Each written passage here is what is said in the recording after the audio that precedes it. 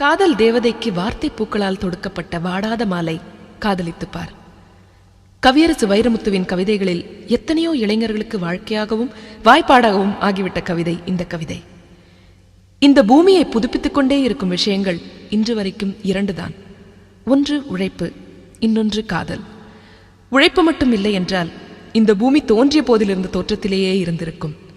காதல் மட்டும் இல்லை என்றால் இந்த மண்ணில் ஆதாம் ஏவாளுக்கு பிறகு மனித தொடர்ச்சியே இல்லாமல் போயிருந்திருக்கும். வள்ளுவன் தொடங்கி வைரமுத்து வரை காதலை பாடாத கவிஞர்களே இல்லை. காதலை எல்லா கவிஞர்களும் வெவ்வேறு கண்களால் பார்த்திருக்கிறார்கள்.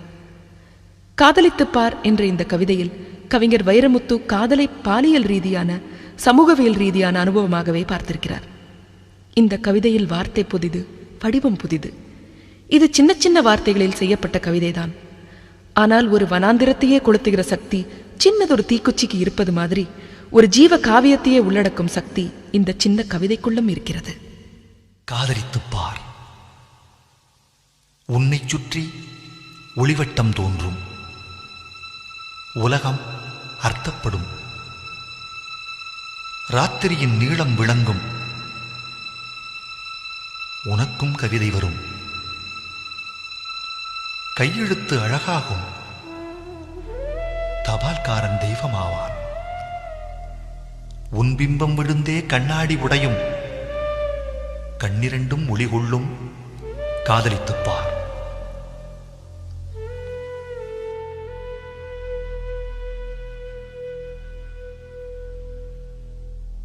தலையணை நனைப்பாய், 3 முறை பல் துலக்குவாய், காத்திருந்தால் நிமிஷங்கள் வருஷம் என்பாய், வந்துவிட்டால் வருஷங்கள் நிமிஷம் என்பாய். காக்கை கூட உன்னை கவனிக்காது, ஆனால் இந்த உலகமே உன்னையே கவனிப்பதாய் உணர்வாய். வயிற்றுக்கும் தொண்டைக்குமாய் உருவமில்லா உருண்டை ஒன்று உருளக் காண்பாய். இந்த வானம், இந்த அந்தி, இந்த பூமி, இந்த பூக்கள் எல்லாம் காதலை கௌரவிக்கும் ஏற்பாடுகள் என்பாய். காதலித்துப்பார். இருதயம் அடிக்கடி இடம் மாறி துடிக்கும். நிசப்த அலைவரிசைகளில் உனது குரல் மட்டும் ஒலிபரப்பாகும். உன்னரம்பே நாணேற்றி உனக்குள்ளே அம்புவிடும்.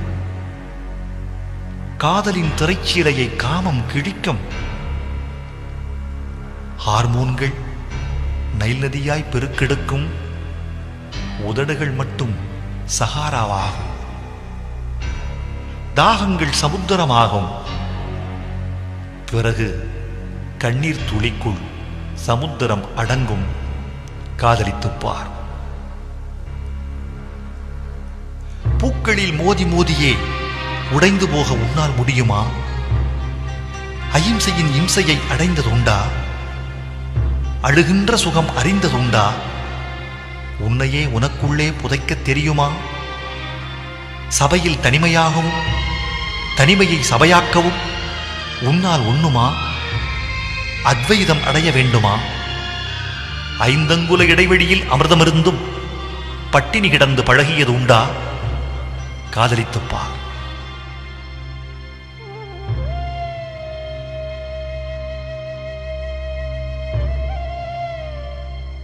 சின்ன சின்ன பரிசுகளில் சிலிர்க்க முடியுமே, அதற்காக வேணும். புலன்களை வருத்தி புதுப்பிக்க முடியுமே, அதற்காக வேணும். ஆண் என்ற சொல்லுக்கும் பெண் என்ற சொல்லுக்கும் அகராதியில் ஏறாத அர்த்தங்கள் விளங்குமே, அதற்காக வேணும். வாழ்ந்து கொண்டே சாகவும் முடியுமே, செத்துக்கொண்டே வாழவும் முடியுமே, அதற்காக வேணும்.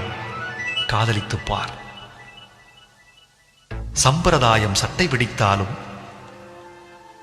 உறவுகள் உயிர் பிடிந்தாலும், விழித்து பார்க்கையில் உன் தெருக்கள் களவு போயிருந்தாலும், ஒரே ஆணியில் இருவரும் சிக்கனச் சிலுவையில் அறையப்பட்டாலும், நீ நேசிக்கும் அவனோ அவளோ உன்னை நேசிக்க மறந்தாலும், காதலித்துப்பார். சொர்க்கம், நரகம், இரண்டில் ஒன்று இங்கேயே நிச்சயம். காதலித்துப் பார். கவிஞர்கள் என்பவர்கள் விசித்திர பறவைகள். அவர்கள் பெரும்பாலும் வானத்திலேயே பறப்பார்கள். எப்போதாவதுதான் பூமிக்கு வருவார்கள். நிலாவிலே கூடு கட்டுவார்கள். நட்சத்திர தானியங்களை மேய்ந்து கொள்வார்கள். மழையிலே குளிப்பார்கள். மேகத்திலேயே தலை துவட்டிக் கொள்வார்கள். பனித்துளிக்குள் சமுத்திரத்தை பார்ப்பார்கள். சமுத்திரத்தை பனித்துளியாய் பார்ப்பார்கள். கற்பனைதான் ஒரு கவிதைக்கு அழகு சேர்க்கிறது. ஆனால் யதார்த்தம்தான் கவிதைக்கு அர்த்தம் சேர்க்கிறது. இதோ இது கவிஞரின் ஓர் யதார்த்த கவிதை. ஒரு விறகுக்காரியின் ஒரு நாள் வாழ்க்கை. இது ஒரே ஒரு பெண்ணின் கதை அல்ல. சுதந்திர இந்தியாவில் இன்னும் பல லட்சம் பெண்களால் வாழப்பட்டுக் கொண்டிருக்கும் ஒரு வாழ்க்கையின் குறுக்கு வெட்டு தோற்றம்தான் இந்த விறகு என்னும் வித்தியாச கவிதை. அந்த விறகுக்காரியின் வாழ்க்கையோடு நம்மை கலந்து விடுகிறார் கவிஞர். அந்த விறகுக்காரியின் கொசுவத்தில் நம் மனசு உட்கார்ந்து கொண்டு கூடவே போகிறது. விறகு அவன் ஒத்தையடி பாதையில ஊர்வலமா போறவளே, வெட்டறிவா வச்சவளே, விந்தி விந்தி போறதெங்கே? கொண்டையில பூ மணக்க, கொசுவத்தில் நான் மணக்க, தண்டையில ஊர் மணக்க, தங்கமயில் போறதெங்கே? தூக்குச் சட்டி இல்ல, துணைக்கு வர யாரும் இல்ல, காலுக்கு செருப்பும் இல்ல, காட்டு வழி போறதெங்கே?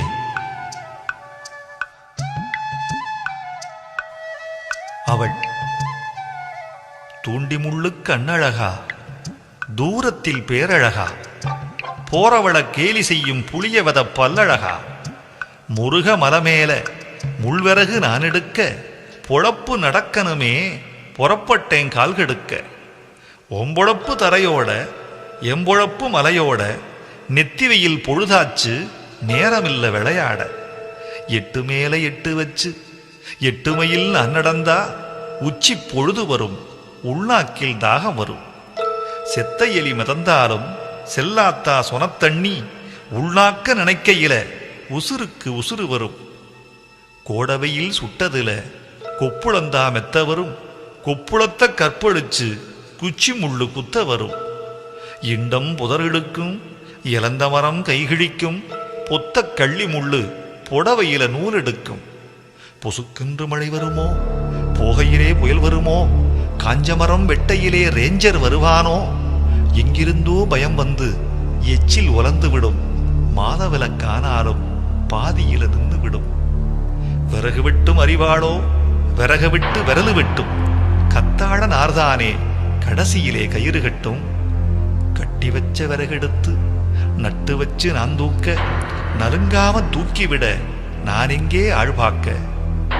இடுப்பு பிடிக்க எங்கெழுத்து கடுகெடுக்க, மந்த வந்து நான் சேர மாலை மசங்கி விடும். மந்தையில விறக வச்சா மங்கையத்தான் பாப்பாக, பச்சை விறகாச்சேன்னு பாதி விலை கேட்பாக. கேட்ட விலைக்கு வித்து கேழ்வரகு வாங்கிக்கிட்டு, முந்தானாள் கத்திரிக்கா முந்தியில ஏந்திக்கிட்டு, குடிசைக்கு நாம் போனா குடிதண்ணீர் இருக்காது, என் வீட்டு அடுப்பெரிக்க எனக்கு விறகு இருக்காது.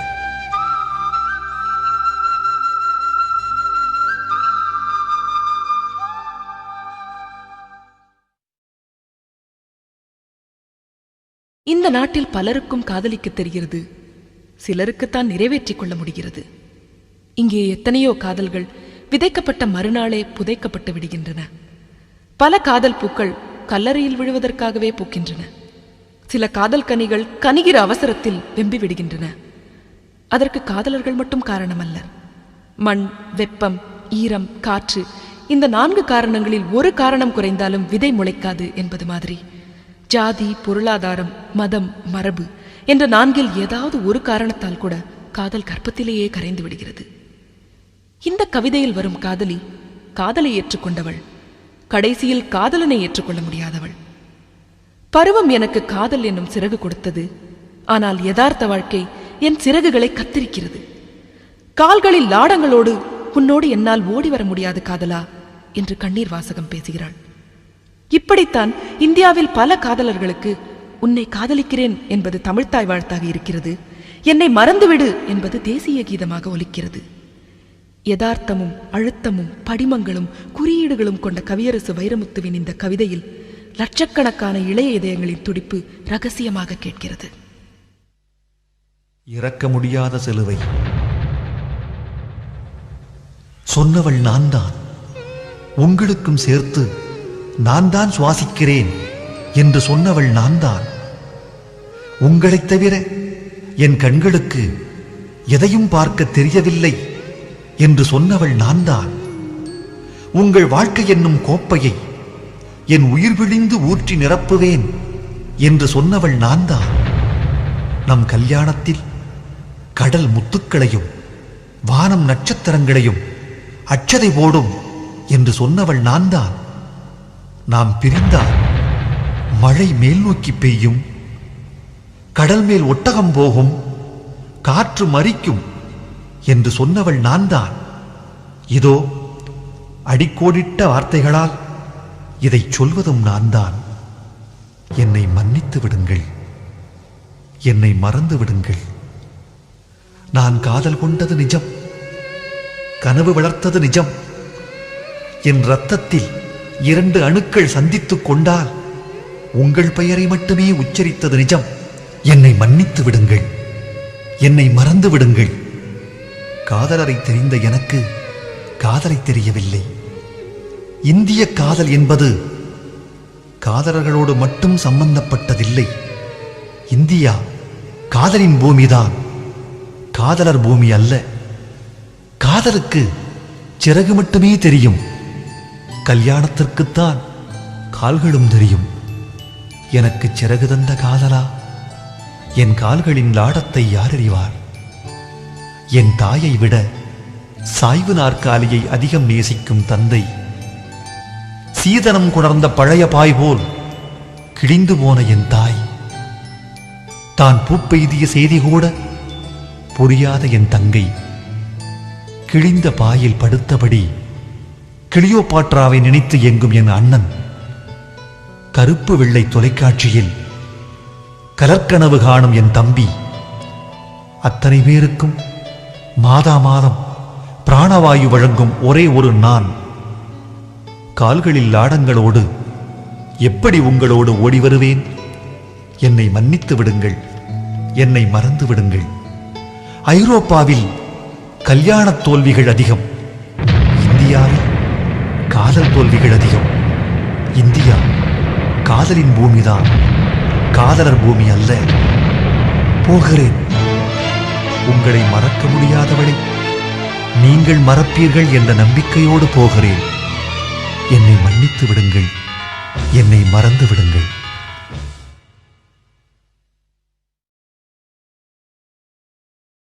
இரவு, மொட்டை மாடி, தனிமை, தொலைந்து போன நட்சத்திரங்கள், சொல்ல முடியாத சோகத்தில் ஒரு பெண், வானம், உடைந்த நிலா, சில துண்டு மேகங்கள், தென்னங்கீற்றுகளை வம்பு கிழக்கும் தென்றல், சொல்ல முடியாத சோகத்தில் ஒரு பெண்.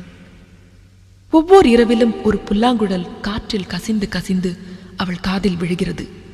கண்ணுக்கு தெரியாத அவளது புண்ணுக்கு அது களிம்பு தடவுகிறது.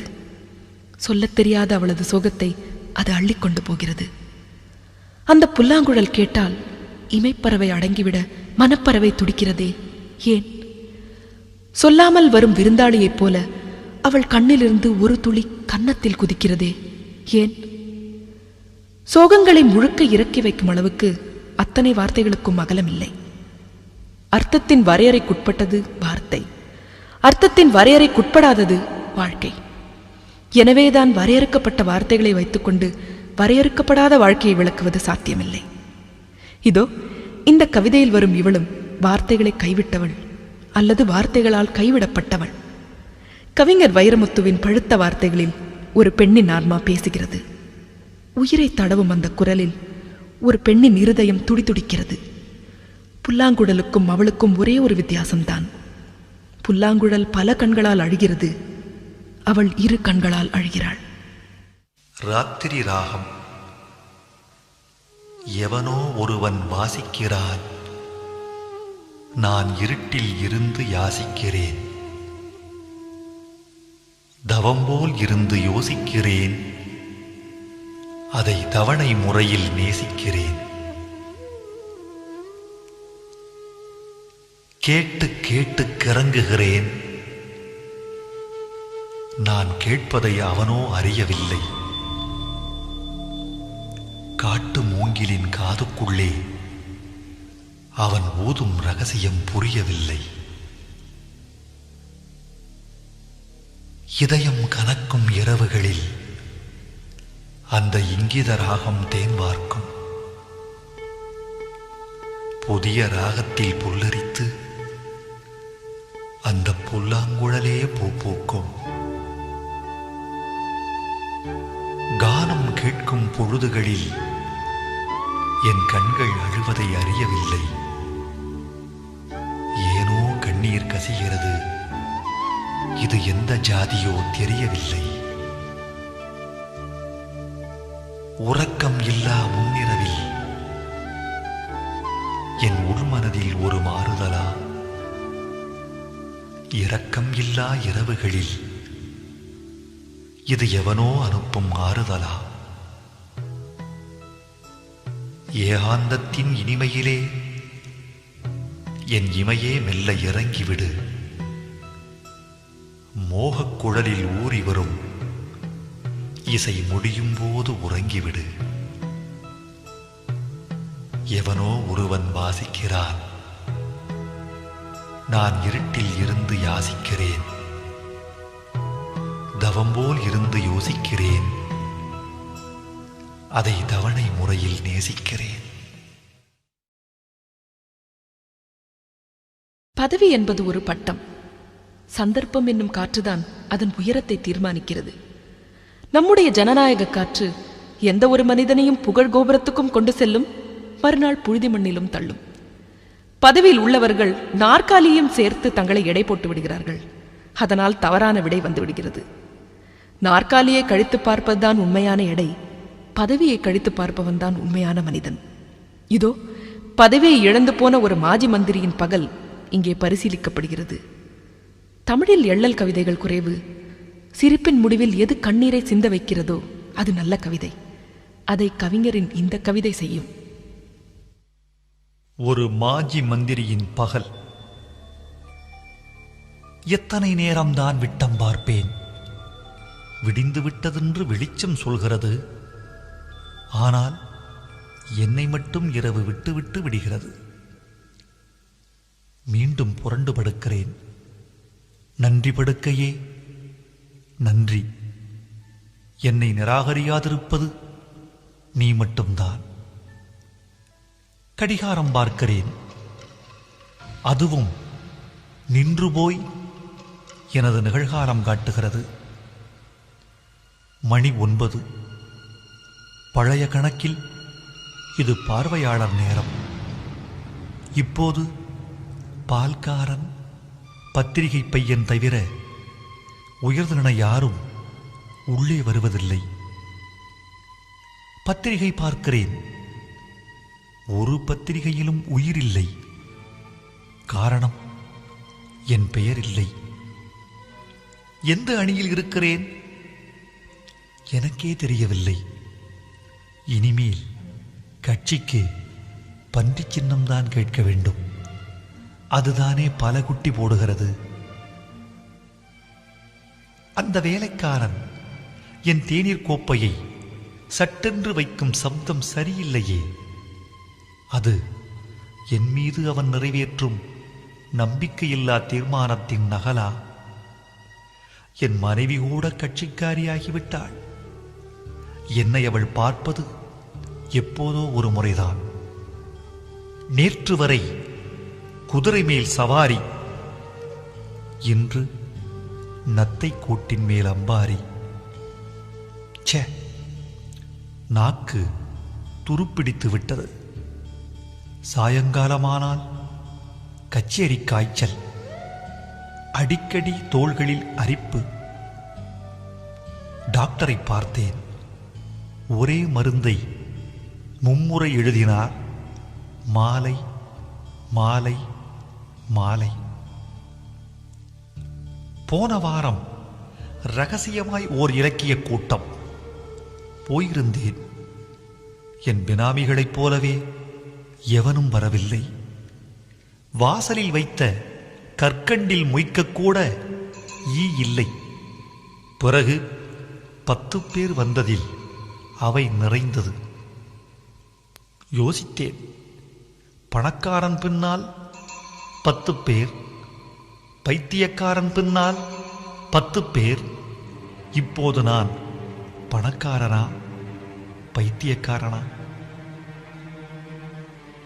ஐப்பசி வானமாய் எப்போதும் முணுமுணுக்கும் என் வீட்டு தொலைபேசி இப்போது வைகாசி வானமாய் மௌனித்து விட்டது. நானே அழைக்கிறேன், ஆனால் இப்போதுதான் இந்தியாவில் எப்போதும் குளிக்கிறார்கள். காது பிளக்கும் தனிமையின் இரைச்சலில் கண்மூடி சிந்திக்கிறேன். என்னை நேசிக்க ஊருக்கு உத்தரவிட்டேன். நான் யாரை நேசித்தேன்? சுற்றி சுவரெழுப்பி நானும் சுவரானேன். முடிவுக்கு வந்துவிட்டேன். எதிர்கால திட்டம் இன்னொரு முறை மந்திரியாவதல்ல, இனியேனும் மனிதனாவது.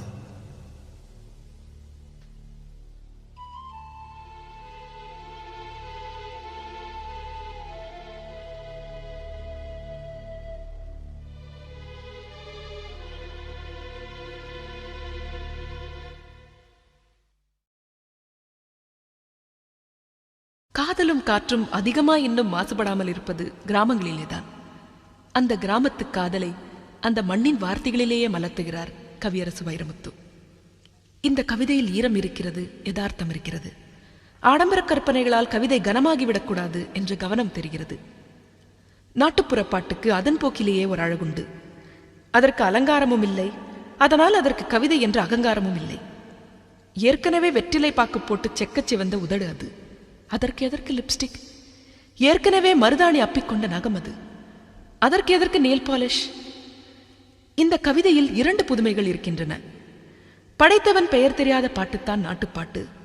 நாடோடி பாட்டுக்கு தாய் தந்தை யாரோ என்று கவிஞரே எழுதியிருக்கிறார். ஆனால் இந்த பாட்டுக்கு அவரே தாயுமானவர், அவரே தந்தையானவர். இதில் இன்னொரு புதுமையும் இருக்கிறது. சித்தர்கள் துறவுக்கு மட்டுமே பயன்படுத்திய ஒரு இலக்கிய வடிவத்தை கவிஞர் காதலுக்கு பயன்படுத்தியிருக்கிறார்.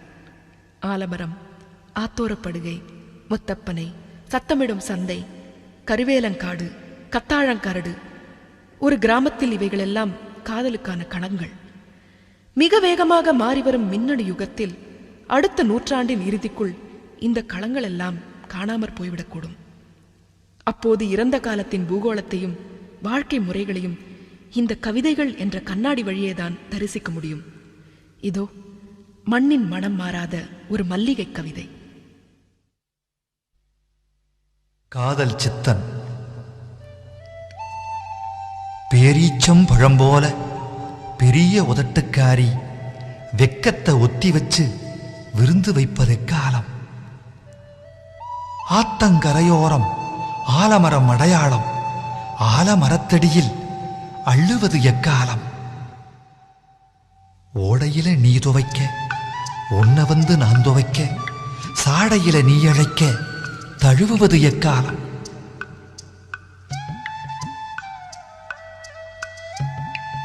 ஊருக்கு தெக்க ஒத்த பனையோரம் ஆருக்கும் தெரியாம அணைவதுவும் எக்காலம்.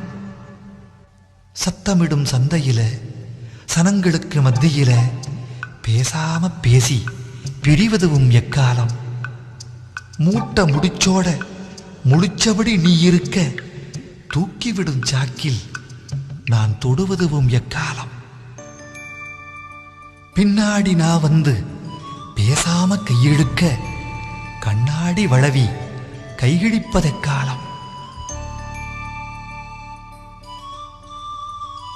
பாலாத்த கிடக்கையில பாவாட நீ சுருட்ட முழங்காலு நாம் பார்த்து முக்தி பெறுவதெக்காலம்.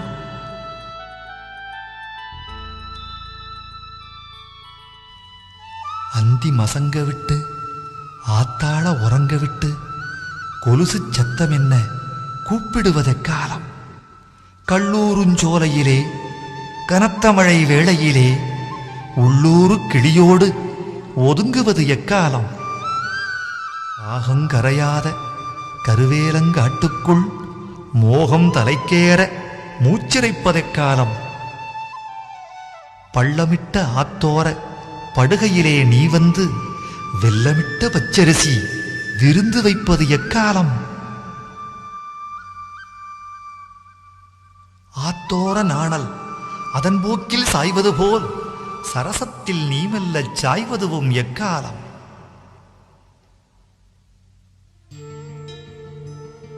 கத்தாழங்காட்டு காடைகளும் அறியாமல் மத்தாளங்கொட்டி மகிழ்வதுவும் எக்காலம்?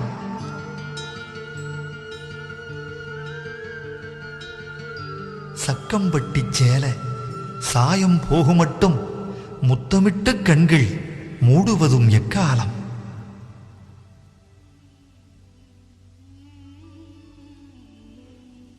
ஆத்து தடம்பாத்தே அடையாளம் சொல்லு வண்டி மத்த தடம்பாத்து மயங்குவது எக்காலம்?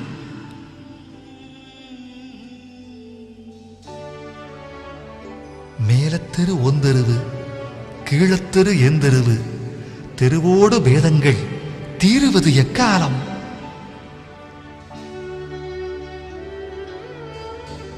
கற்காலச் சாதி காதலுக்கு இல்லை என்று எக்காலமிட்டு இணைவதுவும் எக்காலம்?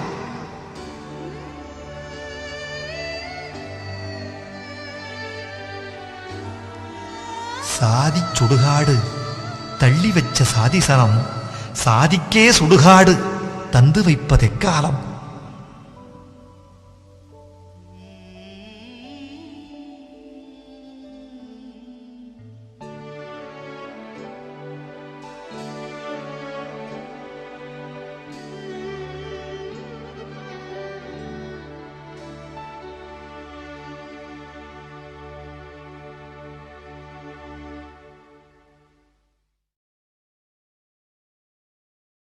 கண்டதும் காதல் என்பதில் பல பேருக்கு நம்பிக்கை இருக்காது. ஆனால் கண்டதும் கவிதை என்பதில் எனக்கு நம்பிக்கை இருக்கிறது. கவிஞர் அமெரிக்காவுக்கும் கனடாவுக்கும் சென்றார். உலக அதிசயங்களில் ஒன்றான நயாகராவை கண்டார். கண்டதும் கவிதை பிறந்திருக்கிறது. நயாகராவின் கரையில் அமர்ந்து ஈரம் சொட்ட சொட்ட எழுதிய கவிதை இது. தெறிக்கும் துளிகள் தெறிக்க தெறிக்க கற்பனை சிறகுகள் பறக்க பறக்க நயாகராவின் கரையில் அமர்ந்து கரைந்து கரைந்து எழுதிய கவிதை இது. தமிழ் கவிதை வைகையை பாடியிருக்கிறது, காவிரியை பாடியிருக்கிறது, கங்கையை பாடியிருக்கிறது. இதோ கண்டங்கள் கடந்து எங்கள் தமிழ் நயாகராவையும் பாடியிருக்கிறது. இது தமிழுக்கும் பெருமை, நயாகராவுக்கும் பெருமை. இதோ கவிஞரின் கவிதை பொழியப் போகிறது. சற்றே தள்ளி நில்லுங்கள், நயாகராவில் நனைந்துவிடப் போகிறீர்கள். ஓ நயாகரா, இது என்னடா இது? அந்த பாறை முகடுகளில் தண்ணீரை துவைத்து காயப்போட்டது யார்? இது எழுந்து நிற்கும் நதியா, தண்ணீரின் விஸ்வரூபமா? நக்கீரா, இதை நீர்வீழ்ச்சி என்பது பொருட்குற்றம் அல்லவா? நீருக்கு இது வீழ்ச்சி அல்ல, எழுச்சி. உன் பழமொழி பொய்யடா தமிழா. இதோ இங்கே நெருப்பில்லாமலே புகைகிறதே. இங்கென்ன தண்ணீர் முத்து குளிக்கிறதா? இது என்ன வானுக்கும் பூமிக்கும் வைர நெசவா? அது என்ன தற்கொலை புரியும் தண்ணீருக்கு அத்தனை ஆனந்தமா? கண்டேன் கண்களுக்குள் மழை, கேட்டேன் காதுக்குள் கச்சேரி, தொட்டேன் ஜீவனுக்குள் சில்லிப்பு, உண்டேன் பல்லிடுக்கில் பனிக்கட்டி, நுகர்ந்தேன் இனந்தெரியா ஈரமணம். ஓஹோ, கண்டு கேட்டு உண்டு உயிர்த்து உற்று அறியும் ஐம்புலனும் அருவியின் கண்ணும் ஊழ. தொழில் மறந்தன என் புலன்கள், என் கண்கள் அருவி குடிக்கும் என் செவிகள் சப்தத்தில் எதையோ தரிசிக்கும். மனமென்னும் புல்வெளியில் ஆச்சரியம் பூச்சொரியும். அந்த படிகக் கண்ணாடியை 1 கோடி சிதறல்களாய் உடைத்தது யார்? இறந்து போன கம்பா, எழுந்து வா, இதோ பார் தண்ணீரின் யுத்தகாண்டம்.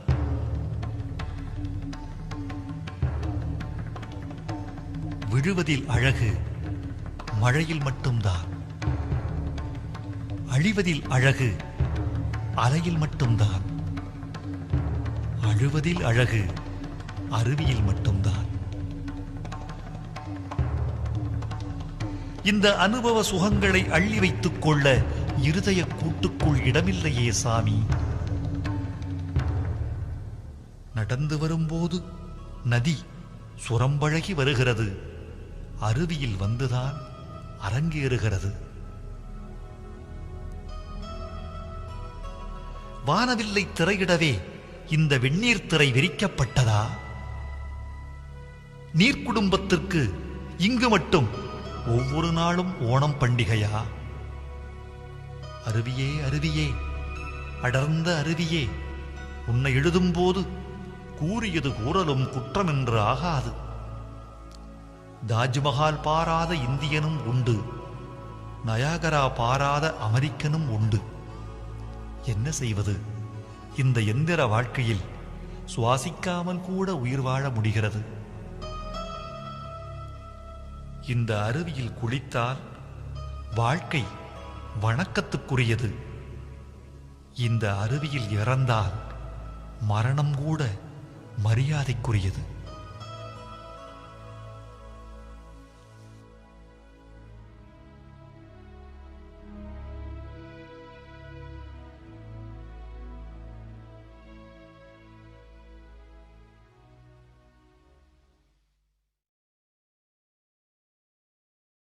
இந்திய சமூக அமைப்பில் பெண் என்பவள் மறைக்கப்பட்டவளாகவும் மறுக்கப்பட்டவளாகவுமே இருந்து வந்திருக்கிறாள்.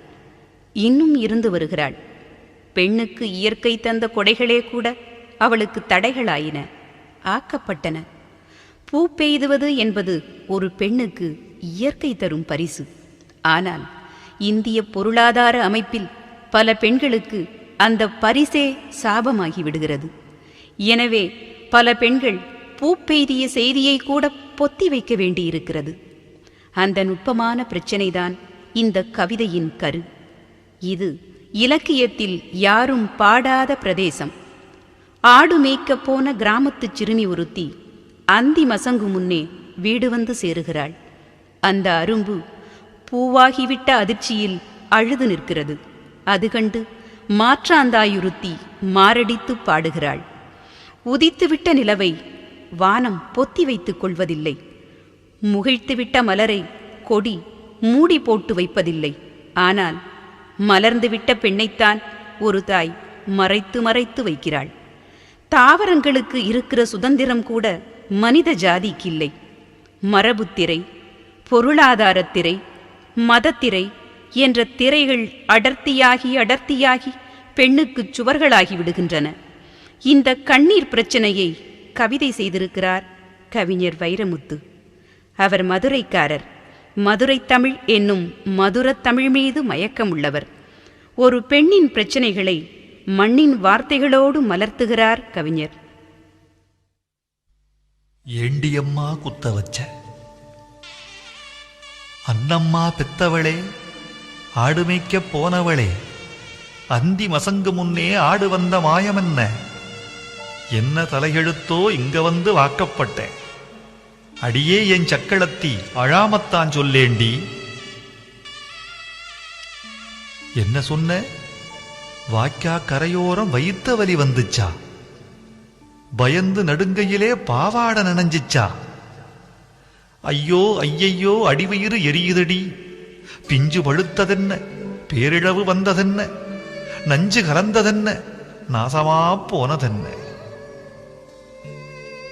காதுக்கு கம்மலும் கழுத்துக்கு சங்கிலியும் வாங்கித் தரணும்னு வருஷமெல்லாம் தவமிருந்தும் 3/4 பவுனுக்கே 300 குறையுதடி. இந்த லட்சணத்தில் ஏண்டி அம்மா குத்த வச்ச? பாவாட சட்டையே பரமசிவன் கொடுத்த வரம். சக்களத்தி மகளே, நான் தாவணிக்கு என்ன பண்ண? தாவணி வேணுமுன்னா தாய்மாமன் வரவேணும், தாய்மாமன் வரணுமுன்னா ஜாமீனில் வரவேணும். அப்பன் வெறுங்கூடு, ஆத்தா கருவாடு, இந்த லட்சணத்தில் ஏண்டியம்மா குத்த வச்ச? வண்டிமையில் கண்ணெடுதி, வாழனாரில் தலமுடிஞ்சு, அண்ட வந்த சிறுக்கிக்கு ஆதரவு தந்து வந்தேன். சந்தையில ரிப்பனுக்கும் சாயங்கால பவுடருக்கும் செலவிழுக்க வந்தவளே, தெய்வம் உன்ன கேட்கலையா? பொண்ணு சமையறதும் பூ ஒண்ணு மலருவதும் ஒன்னும் புதுசில்ல, உலகத்தில் உள்ளதுதான். 16ஓ 17ஓ பாதகத்தி குத்த வச்சா பதறாம இருந்திருப்பேன், பந்தக்கால் போட்டிருப்பேன். 14 வயசுக்கே 10 மாசம் இருக்கையிலே குதிர் போல குத்த வச்சா குத்தாம என்ன பண்ண?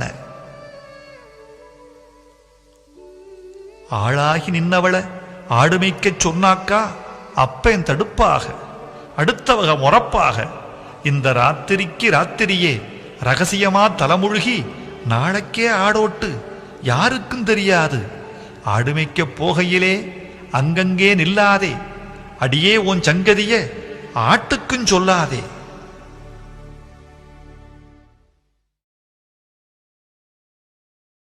தமிழர்கள் இயற்கையை நேசிப்பதில்லை என்பது குறித்து மகாகவி பாரதி மனம் வருந்தினான்.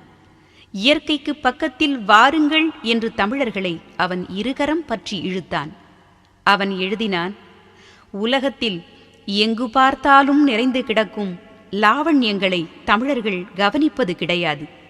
சனிக்கிழமை சாயங்காலம் தோறும் குளக்கரைகளில் போய் கருடன் பார்ப்பதற்கென்றால் நம்மவர்கள் கூட்டம் கூட்டமாக ஓடுகிறார்கள். சூரியாஸ்தமன காலத்தில் வானத்திலே தோன்றும் அதிசயங்களை பார்க்க ஒருவன் கூட போவதில்லை. சூரியாஸ்தமனத்தின் அற்புத சௌந்தரியங்களை எழுதி பிறர் மனதில் படும்படி செய்வது சாத்தியமில்லை. சகோதரா, நீயாகவே போய் பல தினம் அருகில் நின்று பார்க்க வேண்டும். பிறகுதான் உனக்கு அந்த தெய்வக் காட்சி சிறிது சிறிதாக விளங்கும். நீல ஏரிகள், கரும்பூதங்கள், எத்தனை வித நீலம், எத்தனை வித செம்மை, எத்தனை வகை பசுமை, எத்தனை வகை கருமை. நீல ஏரியின் மீது மிதக்கும் தங்கத் தோணிகள், எரிகின்ற தங்க ஜரிகை கரை போட்ட கரிய சிகரங்கள், தங்கத் திமிங்கிலங்கள் மிதக்கும் கருங்கடல், எங்கு பார்த்தாலும் ஒளித்திரள், வர்ணக் களஞ்சியம். என்னால் அதை வர்ணிக்க முடியாது. மகாகவி பாரதி வர்ணிக்க முடியாது என்று சொன்ன அந்தியின் பேரழகை கவியரசு வைரமுத்து இதோ ஆவேசமாக ஆராதிக்கிறார்.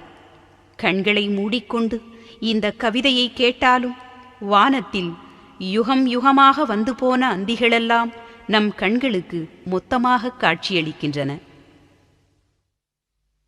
அந்தி யாரங்கே? ராத்திரி வரப்போகும் ராசகுமாரிக்கு மேற்கு அம்மியிலே மஞ்சள் அரைப்பது யார்? இத்தனை வண்ணக்கோலம் ஏனங்கே? ஓ, அது இரவின் வாசல் என்றா இத்தனை அலங்காரம்? என்ன அது? தீயில் அங்கே தேன் விடுகிறதா? அங்கே வழிந்தோடுவதெல்லாம் வானத்துக்கு ஒரு பகலை பலி கொடுத்த ரத்தமா? இத்தனை வண்ணப்புடவைகளை கலைத்துப் போட்டும் கடைசியில் இரவு கருப்பைத்தானே கட்டிக்கொள்கிறது. நீலத்திரையில் யாரோ வரையக் கொண்டு வந்த வண்ணக் கிண்ணம் சூரியனில் தடுக்கி சிந்திவிட்டது. ஆனால் சிந்தியதெல்லாம் சித்திரமானது.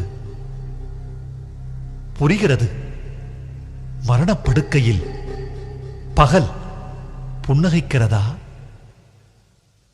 விடைபெறும் சூரியன் உள்ளங்கையை உறக்க அசைக்கையில் தங்க மோதிரங்கள் தகதகக்கின்றன. என் கிராமத்து சோதரி ஒரு கிழிந்த பாவாடைக்காரி கேட்கிறாள், இந்த வானமும் ஏன் என்னைப் போல் ஒட்டு போட்டு ஆடை உடுத்துகிறது? வானத்தின் வர்ண மாநாடு அந்தி, பூமியின் பொன்முலாம் அந்தி. உழைத்தவன் கரமா இந்த அந்தி, முத்தமிட்ட கன்னமா இந்த அந்தி, வானம் துப்பிய தாம்பூலமா இந்த அந்தி, பழுத்த பகலா இந்த அந்தி, சூரியனின் இரத்ததானமா இந்த அந்தி. பாவி மனிதர்களே, பணம் தேடும் மனிதர்களே, நீங்கள் பாராமல் போன பௌர்ணமிகள் எத்தனையோ, அள்ளிப் பருகாத அந்திகள்தாம் எத்தனையோ. வானத்தை விழுங்கும் வசதி உமக்கிருந்தும் பட்டினியால் மரிக்கும் பரிதாபம் எத்தனையோ. கதிரவன் மரணம் கூட கண்ணுக்கு அழகுதான். ஓ, செத்தாலும் மேன்மக்கள் மேன்மக்களே, ஒவ்வொரு அந்தியும் ஒரு சாயங்கால கவிதை. இதை மொழிபெயர்க்க வேண்டாம், எந்த லிபியிலும் இதை வாசிக்கலாம். இந்த வண்ணங்கள் குடிக்க கண்ணிரண்டு போதுமா? அடே கௌதமா, என் உடம்பெல்லாம் கண்ணாகச் சபிக்க மாட்டாயா? வாழும் மனிதர்களே, வயிற்று மனிதர்களே, புதையலை வானத்தில் போட்டுவிட்டு பூமியில் என்னதான் தேடுவீர்கள்? நீங்கள் நாளைகளை சேமிக்கும் அவசரத்தில் இன்றை அல்லவா அன்றாடம் தொலைக்கிறீர்கள். குனிந்து குனிந்தே கூன் விழுந்த மனிதா, வான் பார்க்க நிமிர். வானம் முழுக்க உனக்கு, நீ ஏன் வரப்புக்கு போராடுகிறாய்? வானத்தை கழித்தவனுக்கு பூமியில் பங்கு இல்லை. வானம் ஒரு நூலகம், இன்னும் வாசகர் தேவை. அந்தி ஒரு பந்தி, இன்னும் விருந்தினர் தேவை. ரவிவர்மனை கூப்பிடுங்கள், அவன் பயன்படுத்தாத வண்ணங்கள் பாக்கி உள்ளன. காஞ்சிபுரம் தோழர்களே, எந்த தரியில் நெய்வீர்கள் இப்படி ஒரு சித்திரச் சேலையை? பத்மா, இந்த வானம் போல் உங்களால் பாவம் மாற்ற முடியுமா? மனிதா, ஒவ்வொரு அந்தியும் உயிரின் மருந்து. ஆசை தீர அந்தியை அருந்து. உலகத்தின் பெரிய திரையில் வரையப்பட்ட அரிய ஓவியம் அந்தி.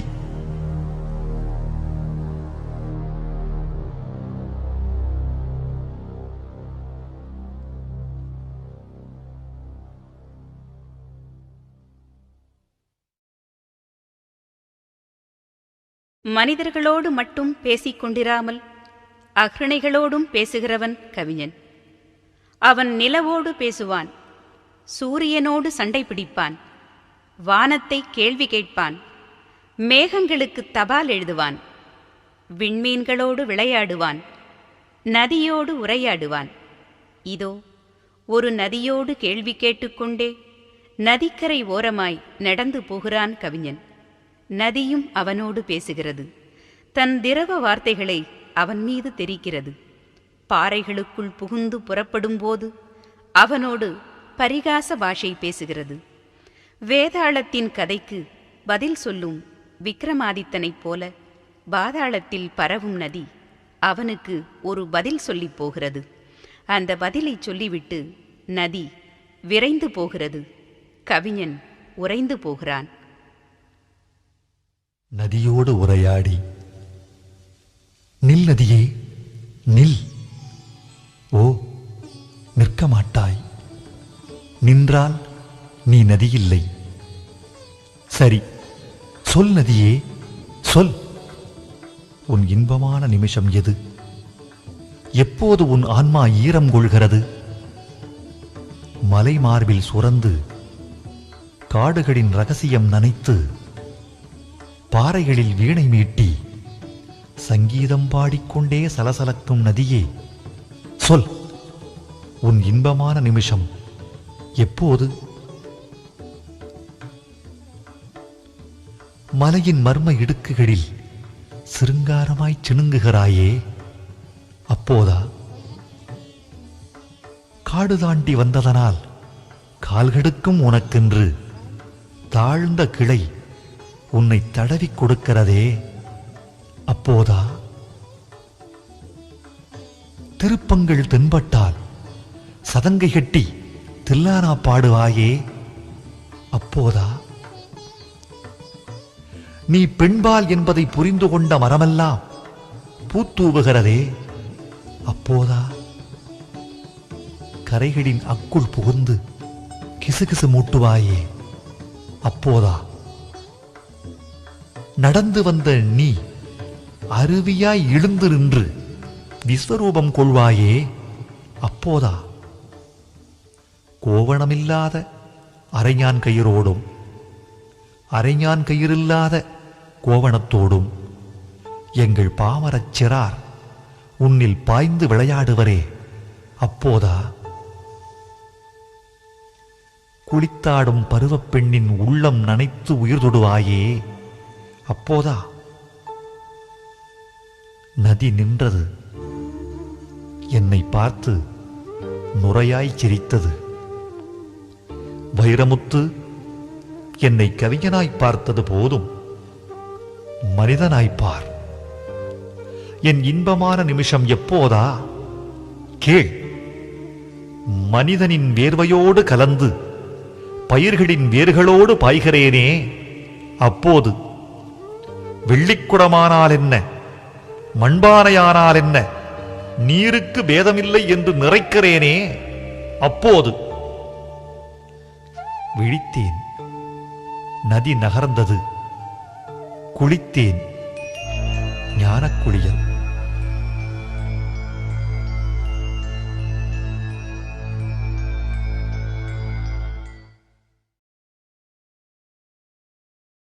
கவிதையின் கைகள் மிக நீண்டவை, மிக மிக நீண்டவை. விஞ்ஞானத்தால் தொட முடியாத பிரதேசங்களையும் ஒரு கவிதை தொட்டு விடுகிறது. காலம் என்னும் பரிமாணத்தின் விளிம்பை கடந்தும் கூட ஒரு கவிதையால் பயணம் செய்ய முடிகிறது.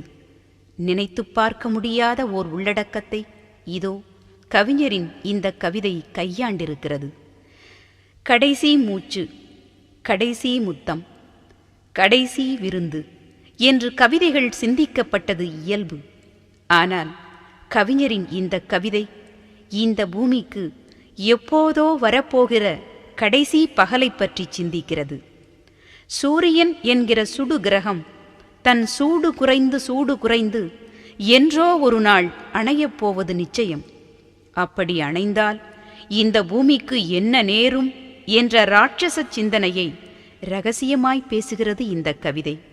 ஆனால் சூரியன் அணைந்து போனாலும் மானுடம் மரித்து போகாது என்ற நம்பிக்கை மொழியோடு கவிதையை முடித்திருப்பதுதான் இந்த கவிதையை உலக கவிதைகளுள் ஒன்றாக உயர்த்தி இருக்கிறது. கடைசி பகல் இன்னும் பல லட்சம் ஆண்டுகளில் சூரியன் அணைந்து விடுமாம். அதன்பின் எப்போதும் பூமிக்கு இரவுதானாம். பூமிக்கு வரவிருக்கும் அந்த கடைசி பகல் பற்றி சிந்தித்த போது பூமிக்கு இன்றுதான் கடைசி பகல். இனி இந்த பூமி சூரியனின் கல்லறை. இன்று ஏற்றப்படும் விளக்குகளை இனி அணைக்க முடியாது மனிதனே. இனி பூபாளம் இல்லை,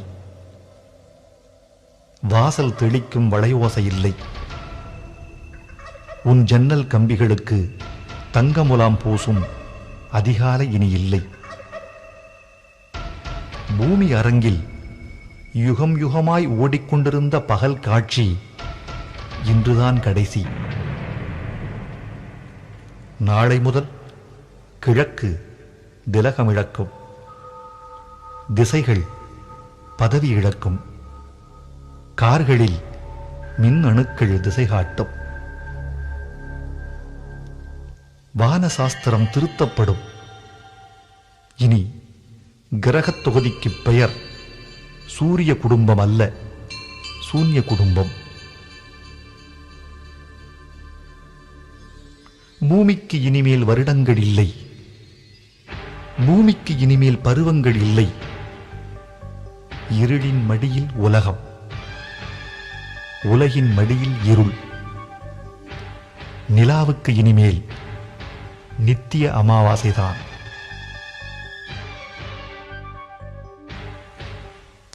விஞ்ஞானிகள் விடிய விடிய, மன்னிக்கவும், இருள இருள சிந்திப்பார்கள். மரணப்படுக்கையில் பூமி இரத்த தானம் செய்வது யார்?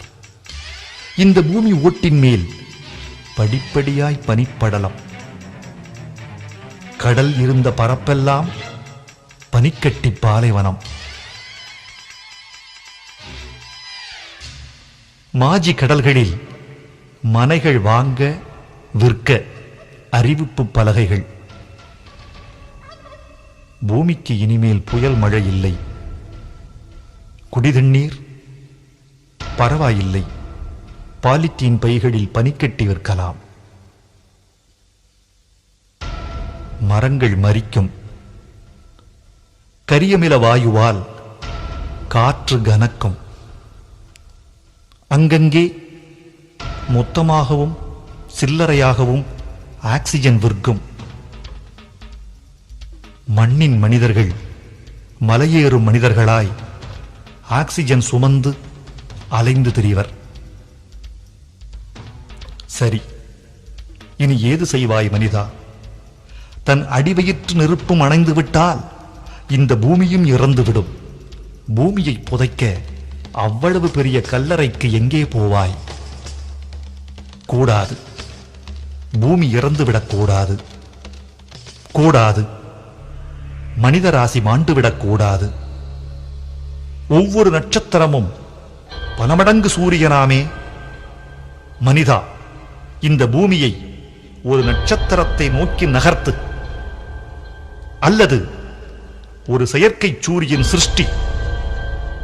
அல்லது உஷ்ணம்தானே வேண்டும், ஏதேனும் ஒரு கிரகத்தை எரி. உன்னால் முடியும். நீ கடவுளையே படைத்தவன், இதையா படைக்க மாட்டாய்?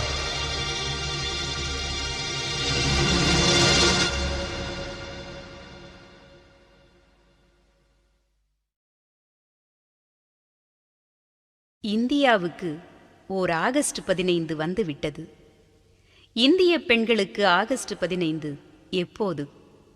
பொருளாதார விடுதலை கிடைத்துவிட்டால் பூட்டியிருக்கும் விலங்குகள் நொறுங்கிவிடும் என்று கருதியவள் போன நூற்றாண்டு பெண். ஆனால் பொருளாதார விடுதலை கூட சில புதிய விலங்குகளை பூட்டியிருக்கிறது என்று இனங்கண்டு கொண்டவள் இந்த நூற்றாண்டு பெண்.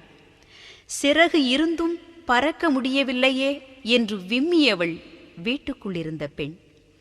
பறப்பதற்கு 2 சிறகுகள் போதவில்லையே என்று விசும்புகிறவள் வேலைக்கு போகும் பெண். வேலைக்கு போகும் பெண் தன் வாழ்க்கைக்கு கொடுக்கும் விலை கொஞ்ச நஞ்சமல்ல. போன நூற்றாண்டில் ஒரு காலும் இந்த நூற்றாண்டில் ஒரு காலும் பதித்துக்கொண்டு அடுத்த அடி எடுத்து வைக்க முடியாமல் திசை இழந்த பெண்மை திரிசங்கு சொர்க்கத்தில் தவிக்கிறது. அலுவலகம் செல்லும் ஒரு பெண்ணின் அவசர தாலாட்டுதான் கவியரசு வைரமுத்துவின் இந்த கவிதை. இந்த அவசர நூற்றாண்டு மனிதர்களை இருதயம் துடிக்கும் எந்திரர்களாய் மாற்றிவிட்டது. மனிதன் நெருப்பில் உட்கார்ந்து கொண்டு வயலின் வாசிக்கிறான், அடுப்பில் உட்கார்ந்து கொண்டு காதலிக்கிறான். கணவனும் மனைவியும் இன்டர்காமில் தாம்பத்தியம் நடத்துகிறார்கள். குழந்தைக்கு முத்தம் தபாலில் வருகிறது. காதலிக்கு வாங்கிய மல்லிகைப்பூ டீசல் புகையில் கருப்பாகி விடுகிறது. இப்படி நிறம் மாறிப்போன ஒரு வாழ்க்கையில் தாய்ப்பாடும் ஒரு தாலாட்டு மட்டும் தடம் மாறி போகாமல் இருக்குமா? எனவேதான் ஒரு குழந்தைக்கு முன்னிரவில் பாடப்பட வேண்டிய தாலாட்டு முற்பகலில் பாடும் தாலாட்டாய் முகம் மாறி விடுகிறது. வேலைக்கு போகும் நெருப்பு நிமிடங்களில் அன்னை ஒருத்தி பாடும் அவசர தாலாட்டு இது. சோலைக்கு பிறந்தவளே, சுத்தமுள்ள தாமரையே, வேலைக்கு போகின்றேன், வெண்ணிலவே கண்ணுறங்கு. அலுவலகம் விட்டு அம்மா வரும் வரைக்கும் கேசட்டில் தாலாட்டு கேட்டபடி கண்ணுறங்கு. 1 மணிக்கு ஒரு பாடல் ஒலிபரப்பும் வானொலியில் விளம்பரங்கள் மத்தியிலே விழிசாத்தி நீ உறங்கு. 9 மணியானால் உன் அப்பா சொந்தமில்லை, 9:30க்கு உன் அம்மா சொந்தமில்லை. ஆயாவும் தொலைக்காட்சி அசதியிலே தொங்கிவிட்டார். தூக்கத்தை தவிர துணைக்கு வர யாருமில்லை. 20ஆம் நூற்றாண்டில் என் கருவில் வந்தவளே, இதுதான் கதியென்று இன்னமுதே கண்ணுறங்கு. தூரத்தில் இருந்தாலும் தூயவளே, உன் தொட்டில் ஓரத்தில் என் நினைவு ஓடிவரும் கண்ணுறங்கு. பேருந்தில் நசுங்கி பிதுங்குகின்ற வேளையிலும், எடை கொஞ்சம் இழந்து இறங்குகின்ற வேளையிலும், கோப்புக்குள் மூழ்கி குடியிருக்கும் வேளையிலும் பூவாய் உனது முகம் புறப்பட்டு வரும் கண்ணே. தந்தை வந்து கொஞ்சுவதாய், தாய்மடியில் தூங்குவதாய், கண்ணான கண்மணியே, கனவு கண்டு நீ உறங்கு. புட்டிப்பால் குறையவில்லை, பொம்மைக்கும் பஞ்சமில்லை, தாய்ப்பாலும் தாயுமன்றி தங்கம் உனக்கென்ன குறை? மாலையிலே ஓடி வந்து மல்லிகையே உனை அணைத்தார், சுரக்காத மார்பும் சுரக்குமடி கண்ணுறங்கு. தாலாட்டு பாட்டில் தளிரே நீ தூங்கிவிட்டால் கோலாட்டம் ஆட கொண்டவர்க்கு ஆசை வரும். உறவுக்கு தடையாக ஓவென்று அலராமல் இரவுக்கு மிச்சம் வைத்து இப்போது நீ உறங்கு. தாயென்று காட்டுதற்கும் தழுவி எடுப்பதற்கும் ஞாயிற்றுக்கிழமை வரும், நல்லவளே கண்ணுறங்கு.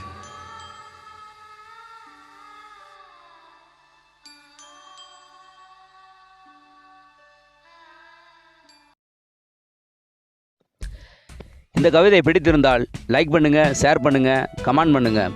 மறக்காமல் நம்ம சேனலை சப்ஸ்கிரைப் பண்ணுங்கள். பக்கத்தில் உள்ள பெல் பட்டனையும் ப்ரெஸ் பண்ணுங்கள். மீண்டும் ஒரு சிறந்த படைப்போடு உங்களை சந்திக்கும் வரை உங்களிடமிருந்து விடைபெறுவது உங்கள் நண்பன் ஹைகோ வேல்முருகன்.